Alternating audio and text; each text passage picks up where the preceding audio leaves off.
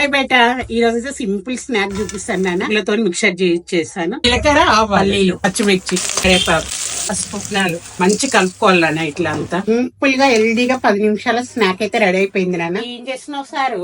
నువ్వెప్పుడు వచ్చినావే? ఏం చేస్తున్నావు నువ్వు? ఎంతసేపు అయినా నిలబడి? కాదే బాలు, నాకు ఏజ్ 55 వచ్చింది.